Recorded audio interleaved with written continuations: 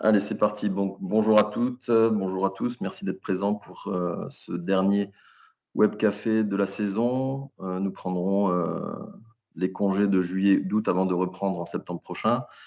Aujourd'hui, le thème concerne l'examen de conformité fiscale, qui est une nouveauté applicable depuis le 1er janvier 2021 de cette année. Et donc, nous allons voir un petit peu plus en détail de quoi il s'agit. Alors, cet examen de conformité fiscale s'inscrit en fait dans un chantier qui a été mis en place par la DGFiP depuis 2018 pour concrétiser une nouvelle relation de confiance avec le monde des entreprises. L'objectif étant d'offrir un nouvel outil afin de renforcer davantage la sécurité juridique au profit des entreprises. Et dans ce cadre, l'examen de conformité fiscale a été mis en place, comme je vous l'ai dit, au 1er janvier de cette année. Il s'agit en fait d'une prestation contractuelle qui contribue au civisme fiscal par un audit d'un professionnel du chiffre, du conseil ou de l'audit. Nous y reviendrons. En contrepartie, l'intérêt de souscrire à ce type d'examen, c'est que l'administration va opérer moins souvent des contrôles sur ces entreprises. Ça ne veut pas dire qu'elle n'en fera pas, mais que ces contrôles pourront être moins réguliers en tout cas. L'existence d'un ECF emportera des conséquences très fortes. Donc, il sera tenu compte de l'examen de conformité fiscale dans la stratégie et la programmation des contrôles fiscaux. Et la bonne foi du contribuable ne peut pas être remise en cause pour des points audités et déclarés conformes. Donc, en cas de rectification, il n'y aura pas d'intérêt de retard ni de majoration de 10%. Et donc, le coût de la prestation devra être remboursé s'il y avait eu un point d'audité qui aurait fait l'objet d'un redressement. Donc, le remboursement proviendrait du prestataire qui aurait fait cet examen de conformité fiscale. Donc, soit un professionnel du chiffre, du conseil ou de l'audit. Donc, c'est vraiment un renforcement de la sécurité pour les entreprises, au profit des entreprises, grâce aux différents points qui ont été audités. Et on verra ça sur le chemin d'audit, c'est-à-dire les 10 points de contrôle qui seront établis dans le cadre de cet examen de conformité fiscale. Alors bien sûr, les experts comptables, en raison de leurs compétences et de leur positionnement, sont naturellement au cœur de ce dispositif, puisqu'il était visé. Mais la neutralité de l'État a laissé l'ouverture à d'autres professions telles que les conseils, les centres de gestion agréés, les commissaires aux comptes notamment. Alors, sans plus attendre, on va directement rentrer dans le sommaire en se posant les questions d'abord de savoir qu'est-ce qu'un examen de conformité fiscale précisément, en quoi consiste-t-il et comment on va pouvoir entrer dans cette relation de confiance avec l'administration fiscale et par qui en bénéficier et quels sont les avantages à demander à bénéficier d'un examen de conformité fiscale, même si j'ai déjà un petit peu répondu à la question en introduction. Alors, au sommaire, 4 points. Donc, qu'est-ce qu'un examen de conformité fiscale? Quel est le cadre légal de cet examen de conformité fiscale? Les 10 points de contrôle qu'il faut faire ou que le prestataire fera pour votre entreprise si vous demandez un examen de conformité fiscale. Et enfin, comment sont traitées les conclusions de ce prestataire à l'issue de sa mission, puisqu'il établira un compte-rendu de mission automatiquement. Alors, première chose, la définition de l'examen de conformité fiscale. Donc, il s'agit d'une prestation contractuelle au titre de laquelle un prestataire s'engage donc en toute indépendance, c'est très important, à la demande d'une entreprise, bien sûr, à se prononcer sur la conformité aux règles fiscales des points prévus dans un chemin d'audit et selon un cahier des charges très précis. Alors, qui dit prestation contractuelle dit forcément un contrat avec des obligations réciproques et de l'indépendance. Alors, bien sûr, je rajoute juste qu'au regard de l'article 146 du Code de déontologie, l'expert comptable est en mesure de réaliser un examen de conformité fiscale, y compris pour ses clients pour lesquels il fait, bien sûr, une mission de présentation des comptes annuels habituellement. C'est-à-dire qu'il leur fait le bilan. Il peut aussi rajouter dans sa prestation un examen de conformité fiscale. C'est tout à fait possible en vertu des règles d'indépendance de l'expert comptable. Ensuite, quelles sont les entreprises qui peuvent être concernées par cet ECF? C'est toutes les entreprises qui peuvent l'être, quelle que soit leur forme, que ce soit une entreprise individuelle ou une société, avec leur régime d'imposition qui peut être de l'impôt sur le revenu ou de l'impôt sur les sociétés, quel que soit leur chiffre d'affaires, et y compris pour les BNC, les bénéfices non commerciaux. Alors, pour rappel, donc, quel l'intérêt de demander un examen de conformité fiscale? C'est-à-dire que si jamais vous aviez un rehaussement suite à un contrôle fiscal alors que vous avez fait un ECF, il n'y aurait aucune pénalité ni intérêt de retard en cas de compte-rendu de mission qui aurait été validé et transmis donc par le prestataire à la Direction générale des finances publiques. Si c'était le cas, malgré tout, que vous aviez un rehaussement suite à un point qui aurait dû, qui a été vu dans le cadre de l'examen de conformité fiscale, on verra lesquels plus tard, il y aurait un remboursement des honoraires en cas de rehaussement ou une fraction de ces honoraires s'ils étaient attachés aux points d'audit qui ont fait l'objet du rehaussement ou du redressement fiscal. Et enfin, vous avez une prise en compte de l'existence d'un ECF par la DGFiP pour établir la programmation des contrôles fiscaux. Donc, en principe, ils seront bien entendu informés de l'examen de conformité fiscale qui va être mis en place, qui a été fait ou exécuté par le prestataire. Et donc, ils pourront orienter de manière différente leurs contrôles fiscaux selon le fait que votre entreprise a subi ou a demandé à recevoir un examen de conformité fiscale ou pas. Voilà, donc ça c'est précisément le cadre, la définition plutôt de l'examen de conformité fiscale. On va voir maintenant le cadre légal de cette ECF, donc de cette nouvelle mission qui est applicable, comme je l'ai dit, au 1er janvier de cette année. Et donc, l'ECF suppose un contrat entre l'entreprise et le prestataire afin d'en fixer les obligations pour ce dernier, donc avec des mentions obligatoires, c'est-à-dire la période sur laquelle porte l'examen de conformité fiscale, donc ça ne peut être que d'une année, à savoir, les droits et les obligations des parties, notamment la clause résolutoire pour l'inexécution du contrat, la liste des points constituant le chemin d'audit que nous verrons dans le 3e point. Donc, c'est-à-dire comme pour un contrôle technique, vous avez 10 points qui seront vérifiés dans votre dossier si bien sûr vous y répondez et donc qui feront l'objet de la vérification pour attribuer à la fin un compte rendu de mission validé ou pas. Enfin, il y a bien sûr, comme tout contrat, bien la rémunération en contrepartie de la prestation. Alors, au niveau des informations de l'administration fiscale, il sera porté une mention dans la déclaration de résultats qui sera déposée par votre expert comptable en principe, qui fait l'objet d'un examen de conformité fiscale. Donc, il y a une coche qui est portée sur la déclaration, sur le bilan, sur l'alias fiscal en fait. Cette mention vaudra mention express. Et donc, une fois la déclaration de résultat déposée avec la mention d'un ECF, donc avec la coche qui sera faite, le prestataire pourra commencer ou terminer son examen de conformité fiscale. Et donc, donc ça commence à partir des exercices clos au 31 décembre 2020. Donc, il fallait cocher pour les liasses fiscales de 2020 la coche ECF si on voulait établir en 2021 un examen de conformité fiscale pour l'année 2020. Et donc, cet examen de conformité fiscale, comme je l'ai dit, porte sur un exercice fiscal. Enfin, à la fin de cette mission, le compte-rendu de mission est transmis à la DGFiP par télédéclaration par le prestataire pour le compte de l'entreprise.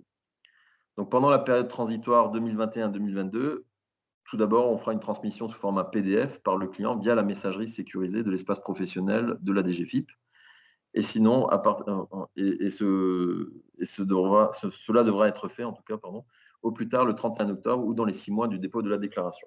Voilà, donc, on doit transmettre l'ECF, le compte-rendu de mission, dans les 6 mois de la clôture de la déclaration de résultats.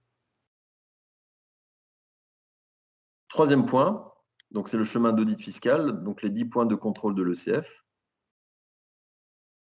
Donc, on va voir ces 10 points. Donc, bon, là, on va rentrer quand même dans des choses assez techniques. Je vais essayer de pas trop m'appesantir dessus. Mais disons que vous avez les 2 premiers points, ce sont des aspects qui concernent le fichier des écritures comptables. Donc, c'est de vérifier la conformité du FEC, qui a été défini par l'article A47A1 du livre des procédures fiscales. Et en 2e point, de vérifier la qualité comptable de ce FEC au regard des principes comptables. Donc ça, c'est les 2 premiers points. Ensuite, vous avez un 3e point qui concerne la détention d'un certificat ou d'une attestation individuelle de l'éditeur dans le cas où l'entreprise serait dans le champ de l'obligation, prévu au 30 bis du 1 de l'article 286 du Code général des impôts. Donc ça, c'est pour les caisses enregistreuses. Le quatrième point, c'est le respect des règles sur le délai et le mode de conservation des documents, selon les règles de l'administration fiscale, de bien s'assurer que vos documents soient correctement conservés, archivés. Cinquième point, c'est la validation du respect des règles qui sont liées au régime d'imposition appliqué, c'est-à-dire le régime simplifié d'imposition, le réel normal, en matière d'impôt sur les sociétés et de TVA au regard de la nature de l'activité et du chiffre d'affaires de l'entreprise concernée. Le sixième point concerne les règles de détermination des amortissements et leur traitement fiscal. Le septième, ce sont les provisions et leur traitement fiscal, donc c'est des sujets comptables et fiscaux en même temps. Les règles de détermination en huitième point pour les charges à payer et leur traitement fiscal, donc ça suit les mêmes règles que les provisions, donc ce sont les règles fiscales et comptables concernant ces provisions et ces charges à payer. En neuvième point, nous avons la qualification et la déductibilité des charges exceptionnelles. Et en dixième point, le respect des règles d'exigibilité en matière de TVA. Donc, en ce qui concerne la TVA collectée et déductible. Alors, on va essayer de rapidement voir ces différents points. Donc, le premier point et le deuxième, ça concerne la conformité du FEC et la qualité comptable du FEC. Donc, je vous ai reproduit une petite image pour vous donner peut-être un aperçu de ce à quoi peut ressembler un fichier des écritures comptables. Donc, c'est un tableau souvent en format texte à la base avec différentes colonnes qui retracent toutes les écritures d'un exercice comptable et qui est demandé obligatoirement lorsque vous êtes soumis à un contrôle fiscal. Donc, il s'agit déjà de vérifier qu'il soit conforme, que votre éditeur de logiciel l'ait fait. Alors, quand c'est l'expert comptable qui tient votre comptabilité en général, il n'y a pas de problème. Parfois, quand c'est des éditeurs qui traitent pour des sociétés, donc des éditeurs de logiciels de comptabilité, mais qui ne sont pas forcément uniquement sur le métier de la comptabilité, mais qui sont aussi des progiciels métiers de votre entreprise, il peut y avoir peut-être d'autres problèmes. Donc, en général, il faut déjà s'assurer que le FEC sur la forme réponde à différents points, comme déterminer si l'entreprise est tenue d'en remettre un, en général c'est le cas, si elle doit établir le format du FEC, enfin si l'établissement du format de FEC est respecté, d'identifier l'origine des anomalies en isolant celles qui sont réelles, corriger ces anomalies réelles si cela est encore possible. En principe, c'est trop tard puisque le FEC a été transmis, il doit être clôturé lors de l'envoi de la déclaration fiscale de résultats. Détailler les anomalies non corrigées avant la fin de l'ECF et réaliser une sauvegarde non modifiable du dernier FEC exporté et du rapport correspondant. Le deuxième point de vérification de l'ECF concerne la qualité comptable du FEC. Donc, c'est un point d'audit complémentaire à celui de la conformité du FEC. Il s'agit d'examiner au fond la conformité du FEC selon les modalités de tenue de la comptabilité au regard des préconisations du plan comptable général et de l'ANC afin de notamment apprécier la valeur probante de votre comptabilité. Donc, ça, c'est fondamental. Donc, c'est de vérifier la présence des opérations d'inventaire identifiables, les mentions des comptes de produits et des charges non soldées, la présence d'écritures d'à nouveau identifiées, l'équilibre des écritures. Donc, ça, c'est vraiment des règles de base en comptabilité que tous les comptables connaissent, c'est-à-dire les dates de validation des écritures comptables au plus tard au jour du dépôt de l'alias fiscale, le respect de la chronologie des écritures comptables, la séquentialité des numérotations des pièces comptables et des écritures par journal, donc notamment la séquence de numérotation des factures de vente est très importante. On ne peut pas avoir de trou entre différents numéros de factures de vente. Les contrôles de cohérence du résultat comptable entre le FEC et l'alias fiscal, puisque bien sûr, ça doit être correspondant. Donc, il y a toute une partie dans le chemin d'audit fiscal qui concerne le fichier des écritures comptables. Ce sont les points 1 et 2. Ensuite, le troisième point concerne le logiciel ou le système de caisse, si vous y êtes concerné. Donc, si vous avez, je rappelle, une caisse enregistreuse, vous devez avoir chaque année une attestation de votre éditeur qui s'appelle une attestation NF 525 et donc qui permet de vérifier si l'entreprise, d'attester que l'entreprise dispose d'une caisse enregistreuse qui respecte les normes fiscales par rapport aux caisses enregistreuses.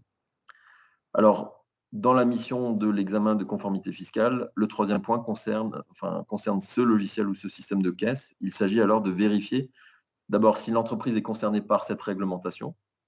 Donc, en général, ça concerne les assujettis à la TVA ayant des relations commerciales avec des particuliers. Donc, typiquement, on peut imaginer des restaurants.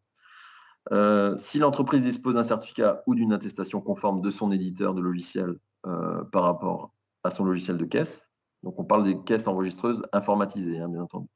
Si tel n'est pas le cas, l'entreprise doit être invitée à corriger cette situation-là. Donc ça, c'est déjà des choses qui sont normalement demandées aussi par l'expert comptable lorsqu'il fait sa mission de bilan, sa mission de présentation des comptes. Si à la fin de l'examen de conformité fiscale, l'entreprise qui n'avait pas d'attestation ou de certificat a régularisé cette situation, alors l'anomalie est mentionnée dans le compte rendu. Si tel n'était pas le cas. Ensuite, le quatrième point concerne le mode de conservation des documents.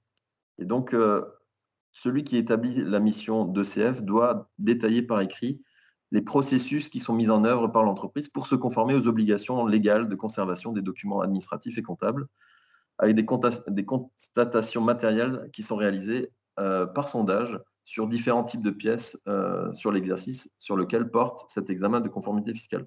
Donc, il s'agit d'examiner les processus qui sont mis en œuvre par l'entreprise au regard de ses obligations légales pour la conservation des documents administratifs et comptables, notamment les pièces justificatives, avec la bonne durée, etc. Vérifier que les processus sont détaillés par écrit. Donc, il y a un travail comment dire, je dirais, presque de début de piste d'audit fiable à mettre en place. Ensuite, il faut effectuer des constatations matérielles sur les supports utilisés et dans les locaux de conservation, afin de s'assurer que les processus décrits sont effectivement mis en œuvre. Donc ça, ce sont des points qui ne sont pas en général demandés lorsqu'on fait un bilan, une présentation des comptes annuels, puisque ça ne figure pas directement dans les normes d'exercice professionnel. Enfin, nous avons le cinquième point. Donc ça, c'est tout ce qui concerne les régimes d'imposition en matière de résultats et de TVA. Donc là, l'examen porte sur le choix du régime, c'est-à-dire de déterminer la détermination du résultat, de vérifier que le choix du régime d'imposition, si des résultats retenus par l'entreprise, est conforme aux dispositions légales. C'est-à-dire que si vous êtes au régime micro, est-ce que vous êtes autorisé à rester au régime micro? Si vous êtes au réel simplifié, est-ce que vous ne devez pas être au réel normal, etc., etc. Faute de quoi, des déclarations rectificatives devront être déposées. Mais en principe, si vous êtes chez un expert comptable, normalement, ces points-là sont automatiquement vérifiés puisqu'on s'assure au préalable que vous déclariez vos résultats selon les bonnes règles de déclaration de résultats, selon le régime micro si vous y êtes, le régime réel simplifié ou réel normal si vous devez obligatoirement passer par le réel normal. Ensuite, il s'agit aussi de respecter les critères d'intégration et des obligations déclaratives du régime de l'intégration fiscale. Donc, si vous avez opté pour le régime de l'intégration fiscale, l'examen porte sur le périmètre d'intégration et sur la société mère afin de confirmer qu'elle peut bien être la société intégrante. Donc ça, c'est des points très fiscaux, des points fiscaux très importants. En matière de TVA, l'examen porte sur la correcte application des régimes par l'entreprise, notamment au regard des montants de chiffre d'affaires réalisés, des mentions sur les factures, puisque vous avez des mentions obligatoires lorsque vous êtes, par exemple, en franchise en base de TVA, et de vos obligations déclaratives. Donc, si c'est l'expert comptable qui s'en occupe, ça devrait pas poser de problème. Parfois, la TVA, la TVA est un impôt important. Il s'agit vraiment d'être attentif par rapport à la TVA, parce que il y a énormément de règles à appliquer et de choses à vérifier. Sixième point, ce sont les règles de détermination des amortissements et leur traitement fiscal. Donc là, on rentre dans les points, je dirais, à la fois comptables et fiscaux. Donc, les règles d'amortissement comptables sont calées sur les règles d'amortissement fiscaux sont calées sur les règles d'amortissement comptable, mais il faut bien sûr vérifier leur respect. En principe, c'est le cas si vous utilisez un bon logiciel de comptabilité. Si c'est l'expert comptable qui s'en occupe, en principe, les vérifications sont faites à l'issue de la révision du cycle immobilisation. Donc, en principe, il ne devrait pas y avoir de surprise à ce niveau-là de votre côté. Donc là, les contrôles qui sont faits sont habituels, c'est-à-dire qu'il faut examiner les amortissements comptables en s'attachant à leurs conséquences fiscales, donc faire des rapprochements entre la valeur des immobilisations inscrites en comptabilité et celles qui sont déclarées sur l'alias fiscal. En principe, c'est les mêmes. L'étude des méthodes retenues en validant les taux d'amortissement selon le type d'immobilisation et la correcte application des régimes dégressifs et exceptionnels, s'il y avait ces régimes-là qui étaient mis en place dans votre entreprise. C'est de vérifier aussi la base et la durée des amortissements conformément aux principes précisés par le BOFIP. L'analyse plus approfondie en présence d'un changement de méthode, si c'était le cas. et le suivi des retraitements extra-comptables, puisque parfois il y a des amortissements qui sont limités par la fiscalité, notamment pour les véhicules de tourisme. Et donc bien vérifier que le traitement comptable et le traitement fiscal soient respectés par rapport à ça. Et enfin, c'est de vérifier l'existence des terrains non amortis, mais sans en déterminer la valeur. Voilà, le 7e point concerne les provisions et leur traitement fiscal. Donc là, il s'agit de réaliser un rapprochement entre les montants provisionnés dans la comptabilité et ceux déclarés sur l'alias fiscal en étudiant les retraitements extra-comptables. Il s'agit d'examiner pour chaque typologie de provision la cohérence entre la feuille de travail justificative du dossier de travail de l'expert comptable, par exemple, et le montant provisionné.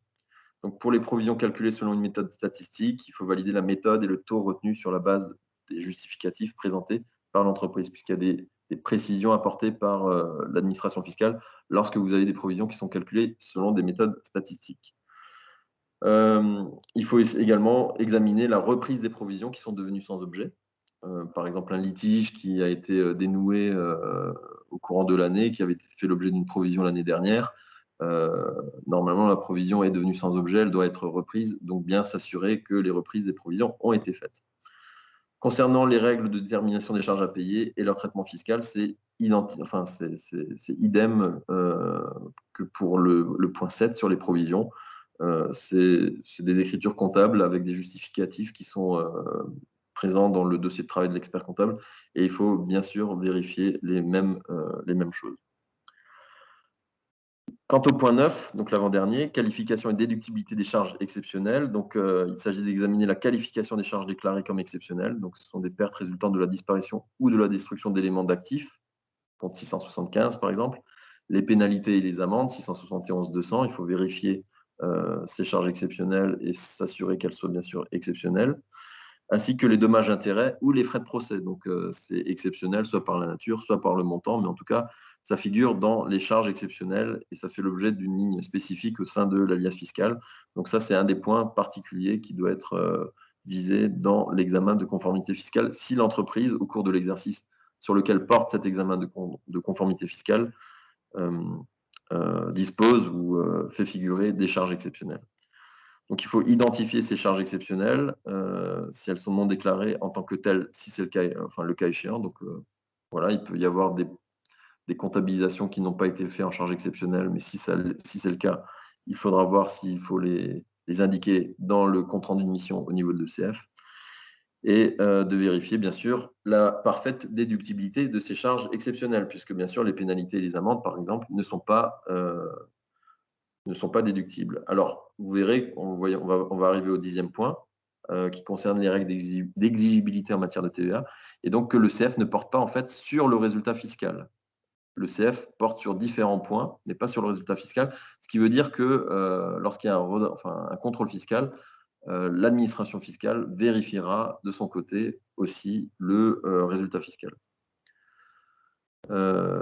Enfin, pour les règles d'exigibilité en matière de TVA, donc il s'agit d'examiner les règles relatives à la TVA collectée avec un rapprochement du chiffre d'affaires entre la comptabilité et l'alias fiscal à la clôture de l'exercice selon les règles propres à chaque type de produit et la nature d'activité.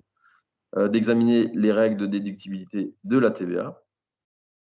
Donc là, la TVA déductible, rapprochement entre la comptabilité et l'alias fiscal de l'exercice en prenant en compte la nature des fournisseurs de biens et services. Donc là, il y a des règles d'exigibilité et de déductibilité. En général, on s'occupe très souvent, enfin systématiquement, de la TVA collectée par le biais d'un rapprochement de TVA. Maintenant, il faudra aussi prendre l'habitude au niveau des missions, je pense, de présentation des comptes annuels, de systématiser les règles de déductibilité de la TVA aussi. Même si ce n'est pas forcément une obligation légale de le faire. Ensuite, on a en présence des secteurs distincts d'activité en matière de TVA, donc d'analyser les processus comptables et fiscaux qui sont mis en œuvre pour distinguer ces secteurs, la ventilation des produits et les charges entre les secteurs et les coefficients de déduction retenus. Donc là, quand vous avez du chiffre d'affaires soumis, du chiffre d'affaires qui est exonéré, vous avez la création de coefficients de déduction. Il faut être très vigilant sur ces aspects-là et bien s'assurer que les règles ont été appliquées. Voilà. Donc ça, c'était le chemin d'audit avec les 10 points que nous venons de voir. Et nous allons voir le dernier point, c'est-à-dire comment sont traitées les conclusions du prestataire. Alors, à l'issue de ces travaux. Donc, il y a 3 possibilités. Soit le prestataire peut rendre ses conclusions sur l'ensemble du chemin d'audit, c'est-à-dire les 10 points qui ont été audités, avec la transmission du compte rendu à l'administration. Donc, je rappelle encore en 2021-2022, ça sera en PDF via la messagerie privée sur l'espace impôt.gouv. À partir de 2022, ça sera envoyé par télédéclaration. Ensuite, deuxième cas, c'est le prestataire qui ne peut rendre aucune conclusion. Donc là, on a une transmission d'une lettre d'absence de conclusion d'ECF à l'entreprise. Et donc, l'ECF est considéré comme n'ayant jamais commencé pour l'administration. Donc, il n'y aura aucune conséquence spécifique de ne pas pouvoir envoyer une lettre, de ne pas pouvoir envoyer un compte rendu de mission à l'administration fiscale. Mais celle-ci considérera qu'il n'y a rien eu. Et donc, à ce moment-là, si vous avez un contrôle fiscal et qu'il y a des rehaussements et des redressements, vous ne serez pas protégé juridiquement puisque vous aurez la possibilité de vous voir infliger des intérêts de retard et des majorations de paiement, des majorations de 10%. Enfin, dernier cas, c'est le prestataire qui peut rendre ses conclusions uniquement sur certains points du chemin d'audit. Et donc, le CRM mentionne comme non validés les points pour lesquels le prestataire n'a pas pu rendre ses conclusions. Donc, en fait, l'idée quand même de cette ECF, c'est de pouvoir faire en sorte que l'entreprise puisse se mettre en conformité, parce que le but, c'est quand même de valider l'ensemble des aspects du CRM, donc de bien faire en sorte que ces points soient contrôlés pour éviter justement que ceux-ci puissent faire l'objet de rehaussements sur lesquels vous ne seriez pas protégé. Et puis, c'est la démarche de confiance qui est réitérée à travers ce nouvel outil qui est au profit des entreprises et qui permet en fait de vous sécuriser chaque année par rapport à ça. Voilà. Nous arrivons au terme de ce dernier webcafé de la saison. Il est 13h59. J'ai passé ma petite demi-heure à donner les explications. S'ouvre maintenant une période de questions-réponses. Donc voilà, vous pouvez me poser des questions. Je vais retourner dans le chat pour voir si j'ai des questions de votre part. Voilà. Et donc voir si vous avez des questions. Alors, je n'en ai pas vu pour le moment. Alors, je vous laisse encore quelques minutes si vous avez des questions par rapport à ça. Et si ce n'est pas le cas, je vais quand même vous donner